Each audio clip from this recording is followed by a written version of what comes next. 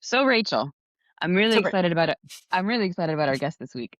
Angela is a former knowledge management specialist with USAID, and she recently launched her own holistic health coaching business called Robust Health Advocacy. And so basically after she got Doge from USAID, I'm not laughing. Wait, point of clarification. I'm not laughing at the fact that she got doged or that USAID got doged. It's just still funny to me that doged is a verb. hmm Okay, hmm sorry. yep. It doesn't, sorry. I just point of clarification to all of our listeners, all of them. Uh, but through this robust health advocacy, Angela focuses on providing women, specifically mature women, with information and access to information. So she's basically leveraging the skills that she was using and leveraging at USAID now in a much more individual way, but still using the customized kind of approach that a lot of knowledge management people use of, what is the problem we're trying to solve? Here are tools and things that we can customize to help you solve that problem. And now she's doing it on an individual level to empower women to advocate for themselves when they go to the doctor, to ask better questions and to get the knowledge and the information that they need. And I think that that's such a cool career pivot, but such an Yeah, interesting way to also use these skills, because I think when we think about knowledge management, we're obviously very nerdy, we're very technical, we like what we do, but these are things that you can use no matter like where you are and what you yeah. do. Completely different application, and I love that. I love that it's me and my perspectives, right? Just a different perspective. So, yeah, no, this is awesome. It's going to be a great conversation. So, without further ado, please welcome Angela Forrest. Cue the intro.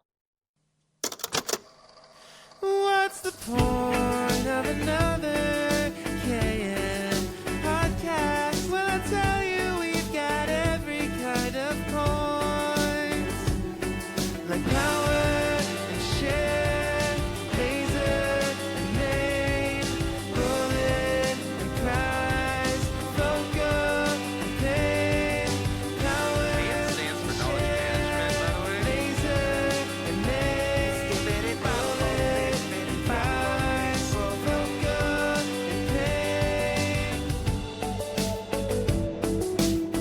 Not another KM podcast. Not an FMRAM podcast. Not another KM podcast. Not just any other KM podcast. Angela, thank you so much for joining us for this episode of Not Another KM podcast. You are currently the founder and senior health advisor for Robust Health Advocacy, but you were formerly with USAID as a knowledge management specialist.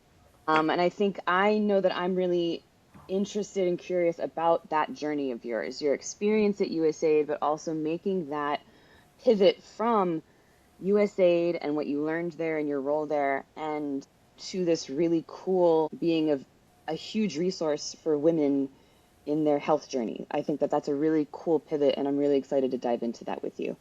Yeah, But I wanted to kind of give you the floor first to introduce yourself to our listeners and a little bit more about what robust health advocacy is about. yeah. So first of all, I just want to thank you, Brittany and Rachel, for allowing me to be on the show. It's just a tremendous opportunity. I have a real love for KM. I started doing KM at USAID in 2017. I joined USAID as a contractor. I was a contractor there for almost 10 years. I joined USAID in 2015, and I was doing records management. And then from there in 2017 is when I really stepped into doing knowledge management. I continued to do knowledge management up until 2024. And then I moved into my last position at USAID, which I was doing strategic procurement work, strategic management in the procurement office, but I was still utilizing CAM. CAM is so ubiquitous, right? Yeah. Many skills, tools, strategies, and approaches that I think I mentioned in my email to you, you had asked me like what was the most annoying saying or phrase. And Buzzword, yeah. buzzword, yeah. And it wasn't a buzzword that people would say that would annoy me. It was just more of a statement that I always would just shake my head whenever I would go into any bureau. And I worked in several bureaus at USAID. And people would always say, I don't know anything about CAM. I don't know how to do CAM. And I'm just like, yes, you do. Yes, you do. It is being strategic about how you're organizing, managing, sharing information. And if so many folks at USAID who were engaged in the technical side, whether it was doing humanitarian assistance or, global health, supporting, agriculture, supporting democracy, you have to prioritize these types of things when you're trying to get work done. When you're trying to get the core work that you're assigned to do done, everybody knows that you have to be well organized. You have to be able to find information. Things need to be like, well, some people are function well in chaos. I mean, let's be honest, right?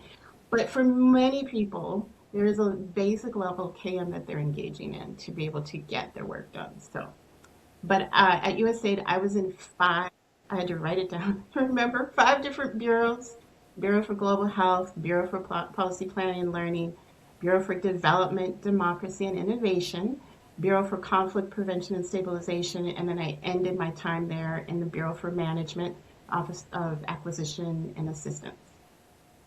Wow. Wow. So, how did I get from there to my own business? I started working on developing my business in 2023, Robust Health Advocacy, LLC. And it really came out of my own personal struggles with my health problems and accessing information and treatments and not getting the results, but at a much deeper level, not being heard, not being listened to, not being respected by medical professionals.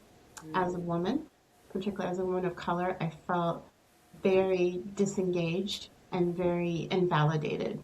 Yep.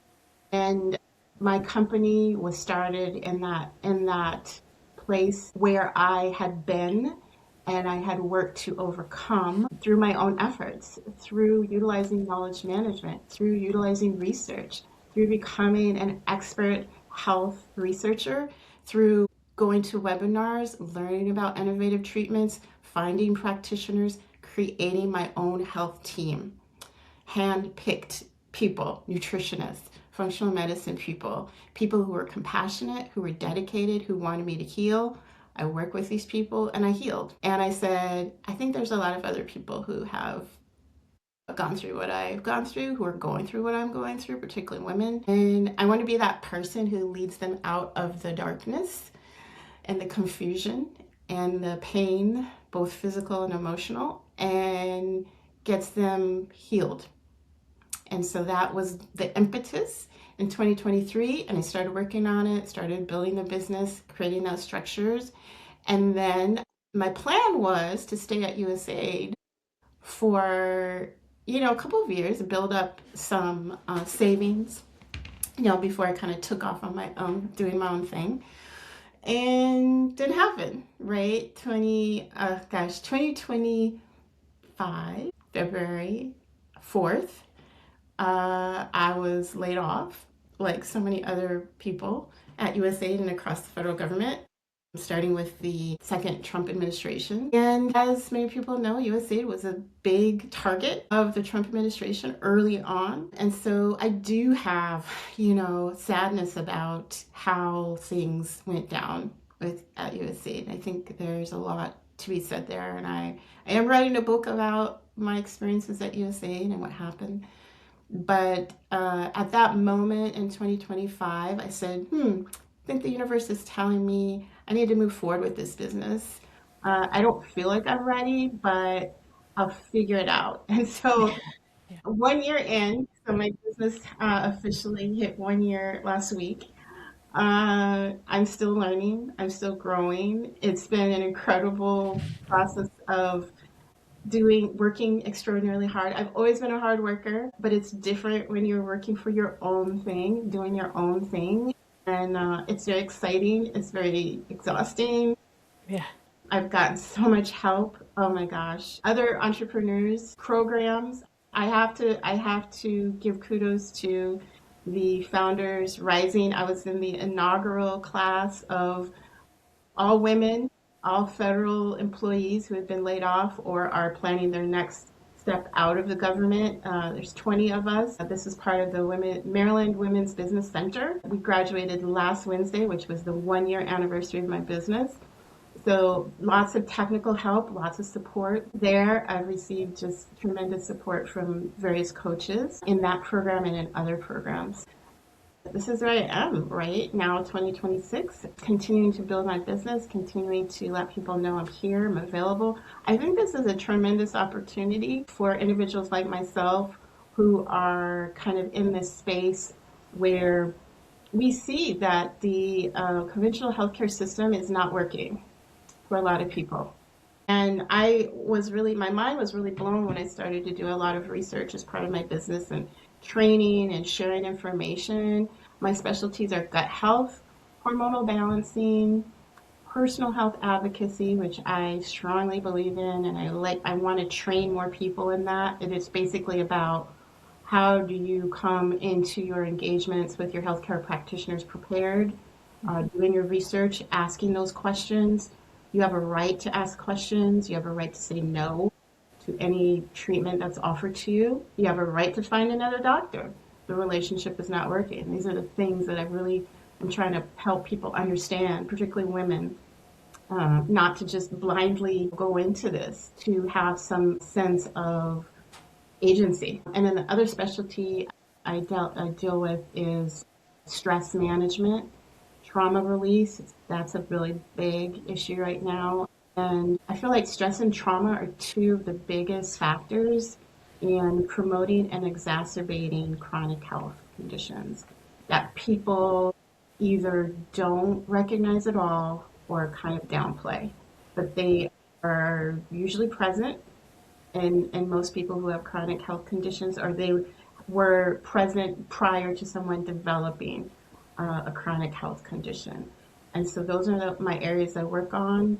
And every week I'm getting more training. I didn't go to medical school. I'm not an RN. I'm not a nurse practitioner, but I have probably sat in enough highly technical medical clinical sessions to have at least one medical related degree. I do have a growing number of credentials in all of these specialty areas. And like I said, every week I'm learning more. I'm a lifelong learner. And I feel like that's the thing that excites me, energizes me. It helped me heal. And it's the thing that I use to help others heal. Yeah. But it sounds like you've got such an impressive resume, and thank you for the work and the advocacy that you're doing, because I resonate a lot with the journey.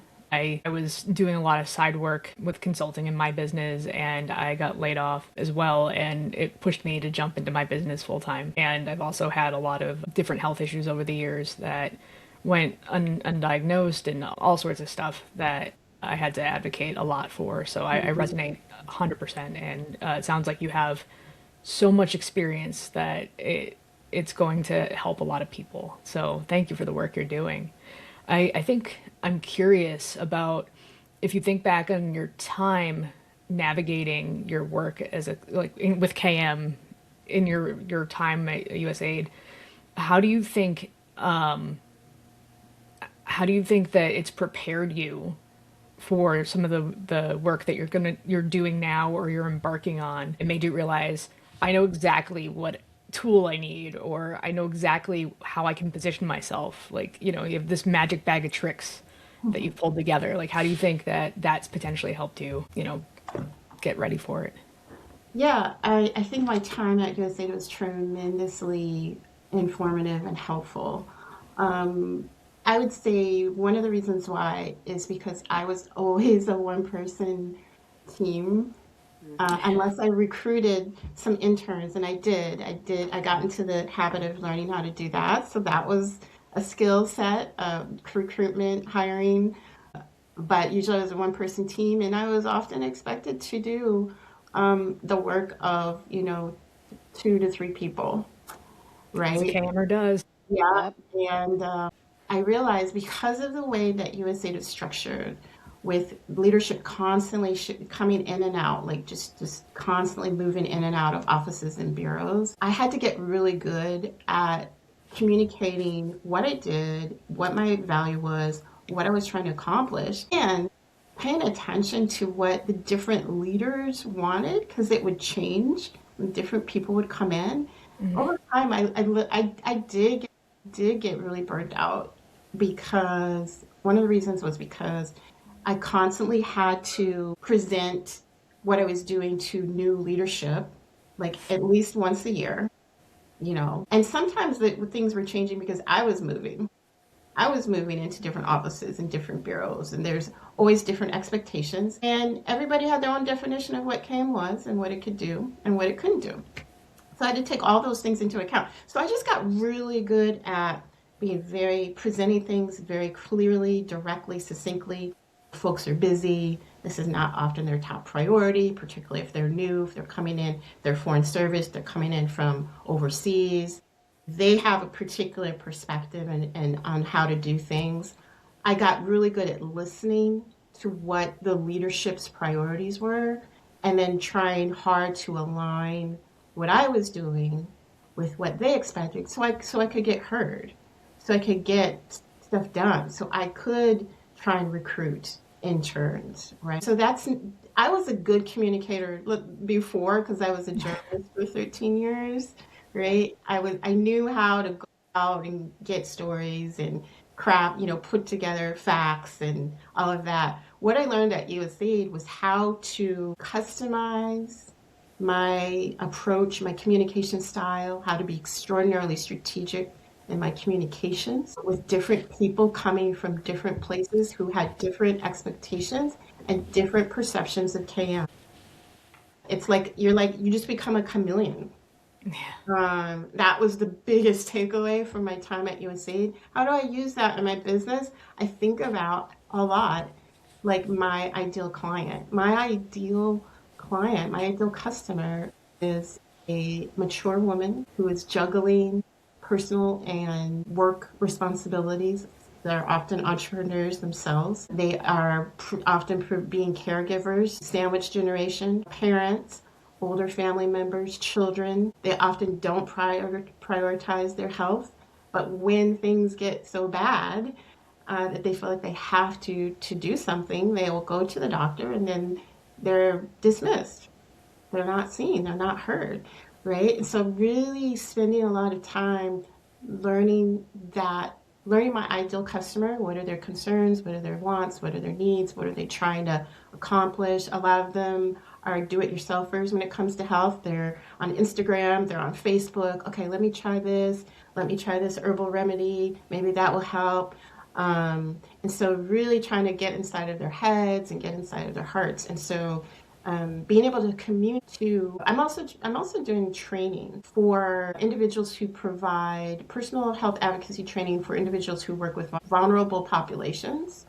So that's a little different audience, but regardless of the audience, I do have like different audiences for different services. The goal is to speak to whoever that audience is and literally use their words and really put myself in their situation so that I can best understand what they're experiencing, what their perspective is, what they bring to their experience, and then be able to offer that service. And that's exactly what I used to do at USAID all the time, right? Because I had multiple audiences at USAID. I had the rank and file staff. I had the people that I directly reported to, usually like middle, and then I had the top level leadership. In some cases, it didn't want to meet with me, didn't feel the need. But again, like I said, to me, KM, for it to be most effective, management at all levels needs to be engaged because I would lean on them when I would have these big projects, these migration projects, these website migration projects, these like digital upgrading projects, right? Digital content that needed to be updated. And I would lean on them and I would be like, hey, can you send an email? Because these people in this unit aren't doing what they need to do. And the most successful projects were the ones where the management at all levels saw the value, saw the priority, were heavily invested in getting that outcome. That's when things would just blossom. That's when CAM was flourishing and people were like, we got it. And the ones that didn't, there was someone in management that was prodding them. I prodded the management, management would prod those folks, right? And we're kind of bringing everybody up to speed, whether or not they want to be up to speed. But at the end of the day, everybody's going to benefit. Yep. That was the thing that drove me. Like, I know that what I do has value.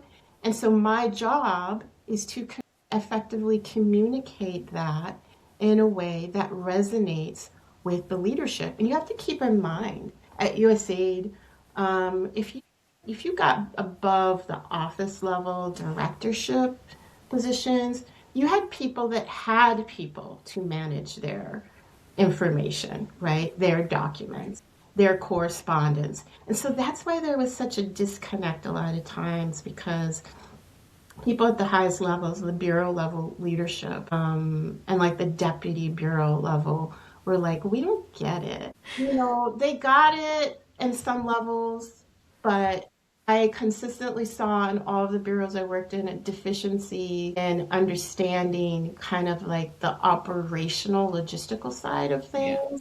People always understood why CAM was needed to enhance learning and to facilitate, the technical work. What is, that was USAID's bread and butter. That was what was always like USAID. We do the work. We feed people. We help mothers and children. Right? We do vaccinations. We are there when there's a humanitarian disaster. We help rebuild democracies. We work with the media overseas and people who are being persecuted.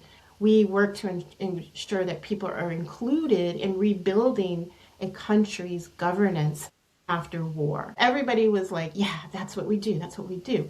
The part that people were just not as invested in, particularly at the higher level leadership, was the nuts and bolts of it all.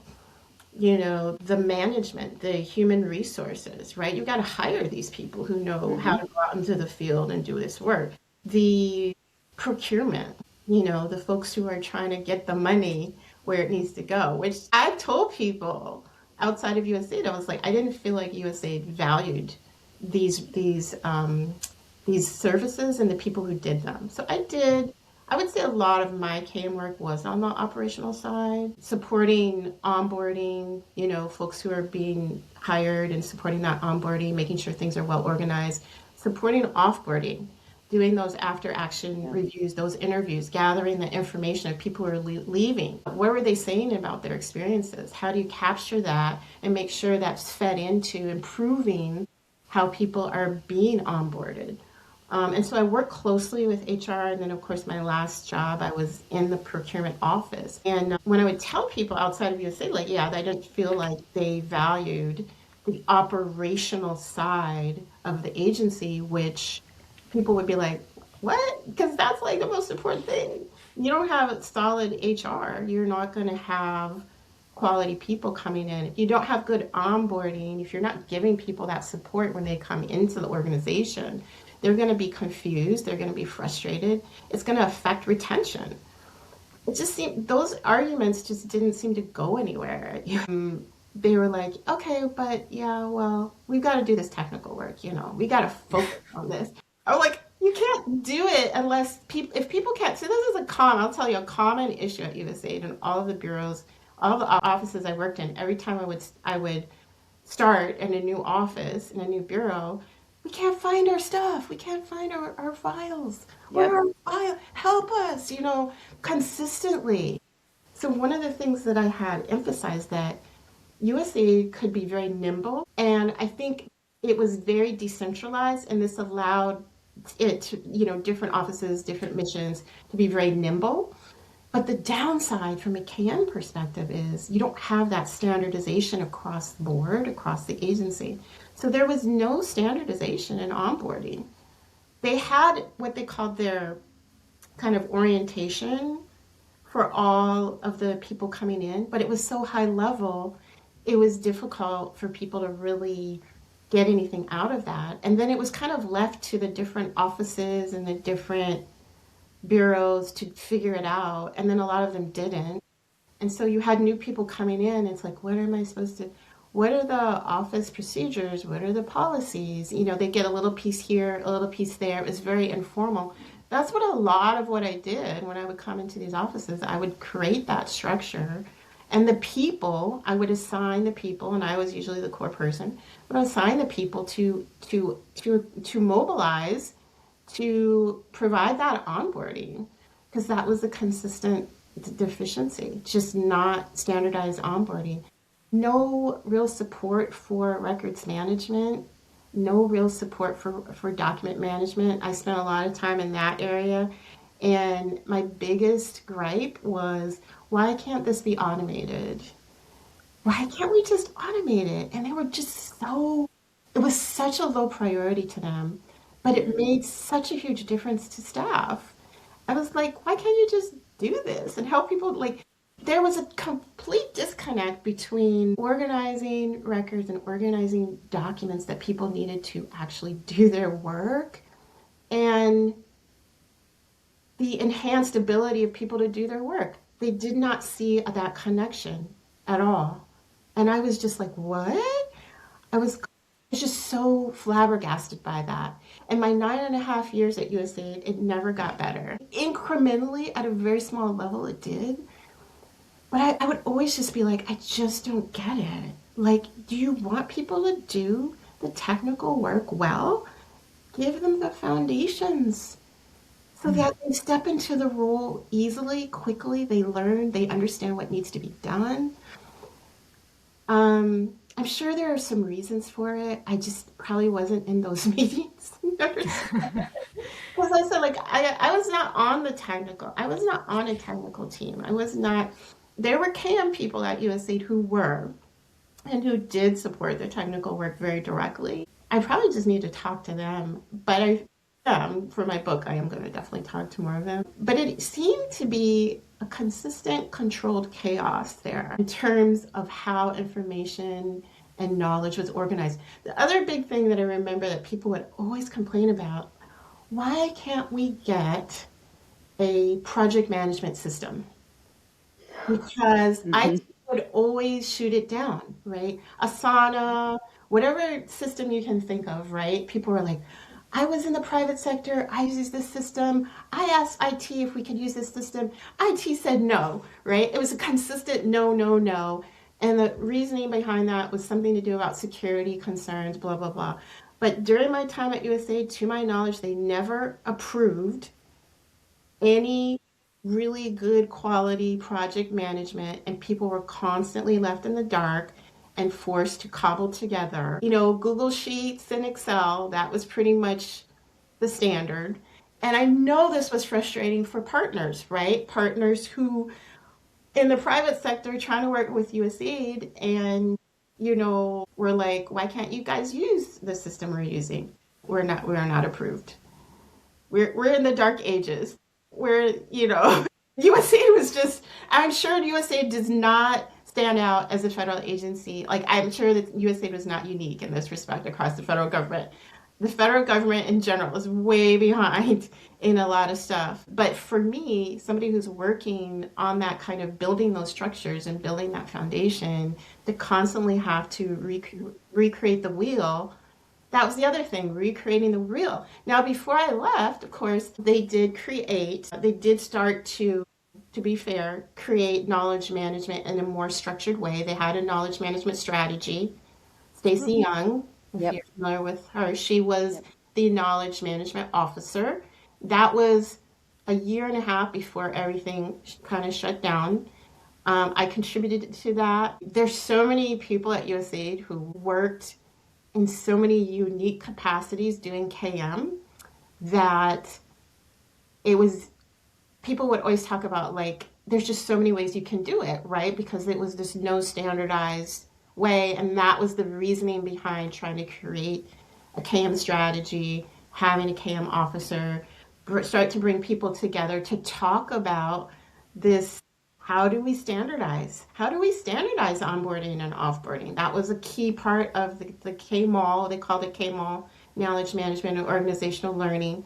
That was a key facet of the strategy, creating standardized onboarding and offboarding.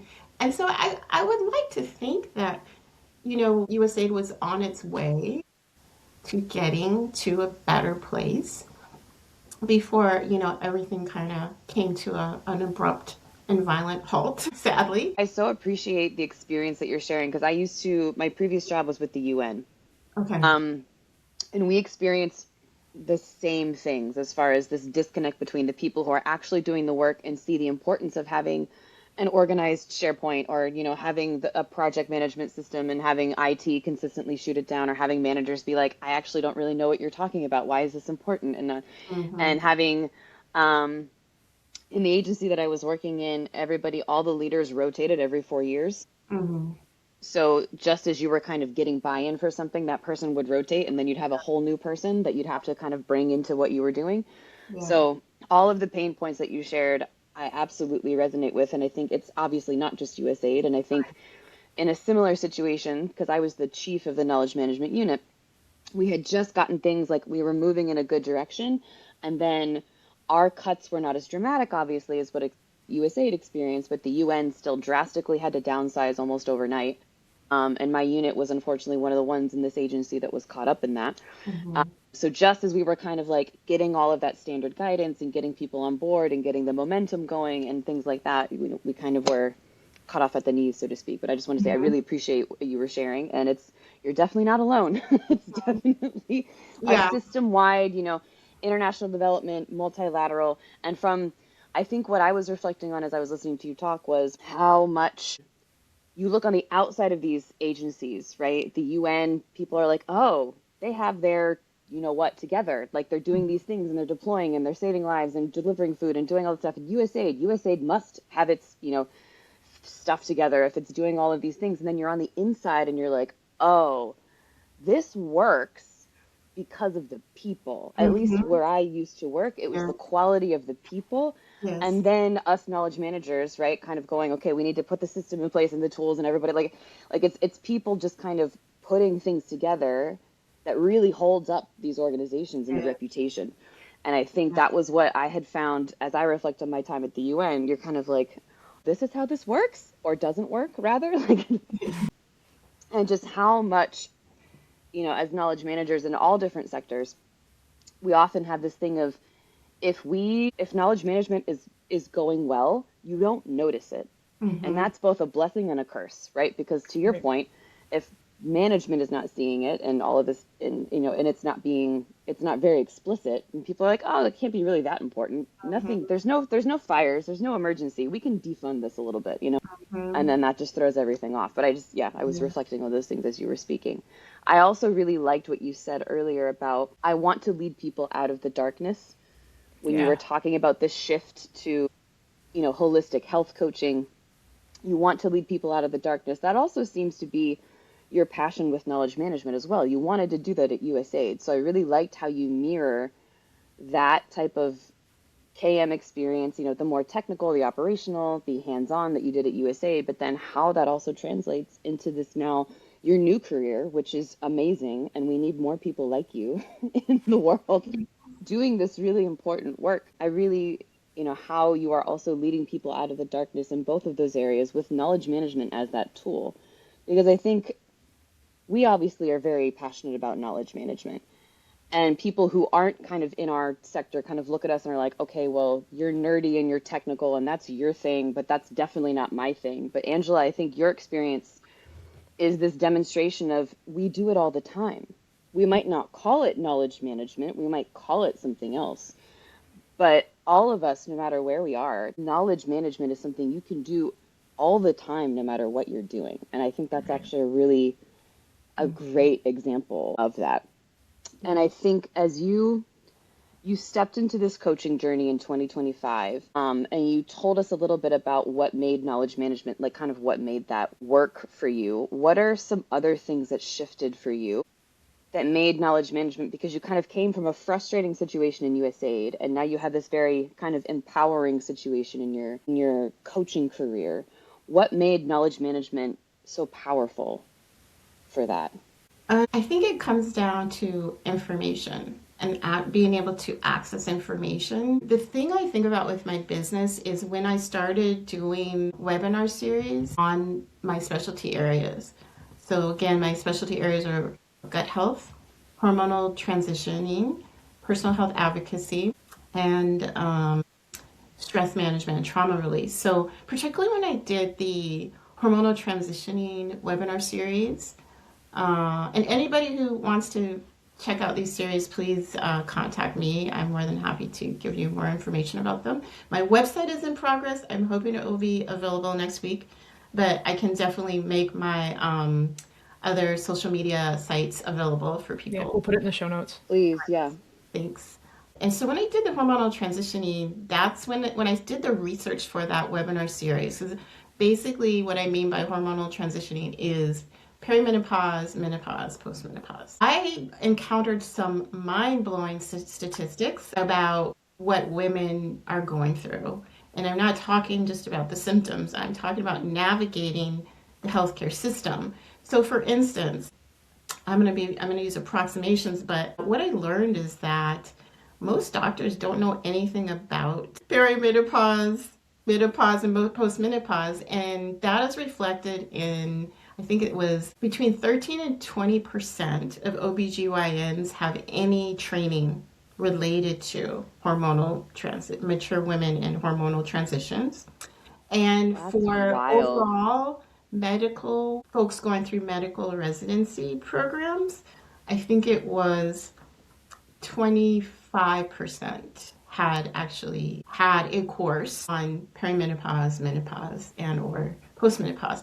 And so this actually aligns well with the stories that many women tell about their engagement with doctors and some of the things that doctors are telling them to do that just seem off. And I even spoke to a woman a few weeks ago who said her endocrinologist literally said, I just don't know. I don't know what to tell you, what to do about this, what you're going through, because they were never trained. They were simply never trained. That was a mind blowing statistic to me. The other thing I learned in doing research for this webinar series that was mind blowing is that I think it was like 30% of women who are going through hormonal transition walk away from their careers entirely because their symptoms are so severe. And we're talking about symptoms like insomnia. These are hormonally induced symptoms. Insomnia, depression, severe anxiety, hot flashes, obviously, many women have. There's a list of like 100 different symptoms, okay? And and then the other shocking statistic was 80 to 90% of women who go through perimenopause, menopause, and postmenopause never seek medical treatment for their symptoms. They deal with it all by themselves. And in some ways, they deal with it by walking away from their life. They don't go out anymore, they don't socialize, they stop working, they disappear, which is just, it's still sad, particularly when you think about the fact, like in my, what I do, I'm learning about, so there's this whole big controversy over hormonal replacement. And that scared off a lot of women because of the cancer, scares. But they have come around and said, this was just a misinformation campaign that came out in 2004 with this big study. It was just blatant misinformation. But many Hmm. doctors are still holding to that 2004 study. Oh no, we can't have hormones. You can't give you hormones. So what are you going to do? You just suffer. You just never get sleep. You just stay depressed. And then let's not forget about the effects on your heart, your brain, your whole pelvic floor. Um, it is a massive shift in your emotional, physiological, mental, spiritual state of functioning in the world, right? And so for many women, they are made to feel as if it's their fault. It's like, how is losing estrogen as a biological natural process your fault? But that's what the society does. It shames us.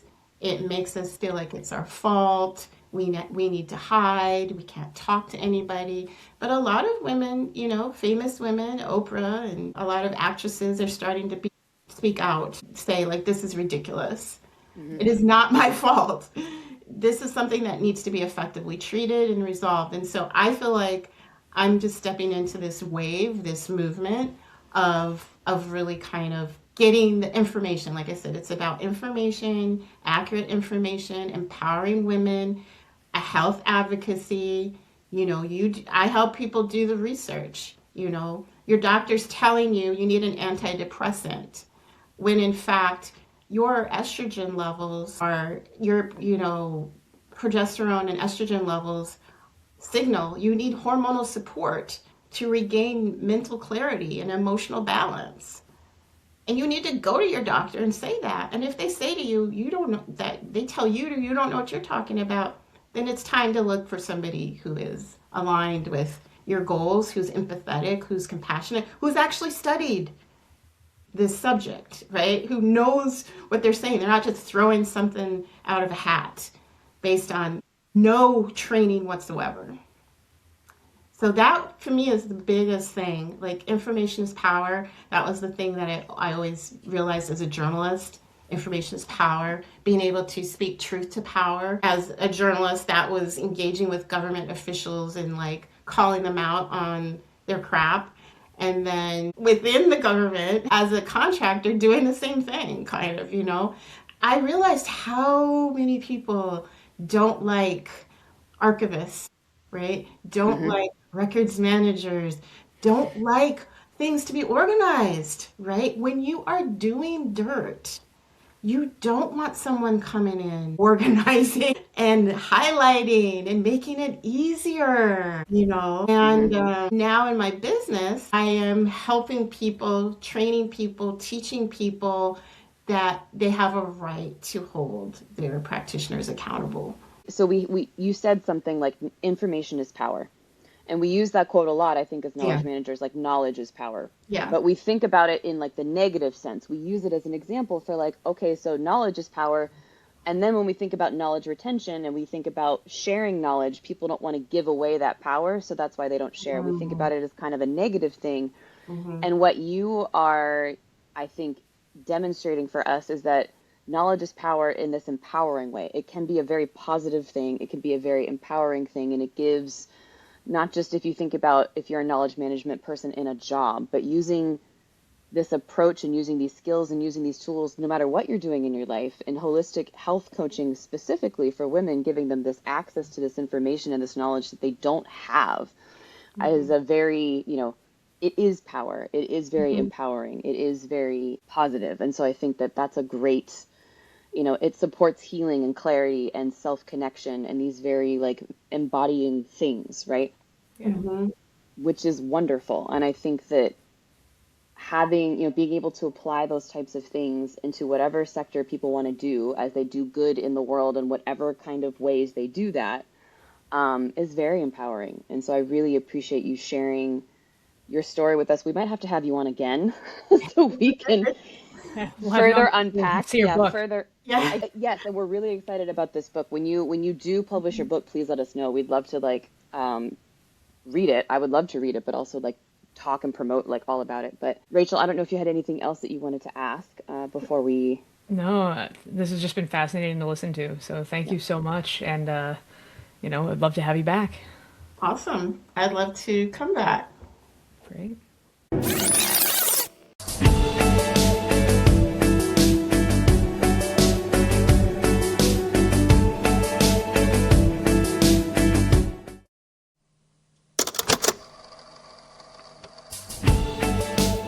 This episode of Not Another KM podcast was edited by me, Rachel Teague.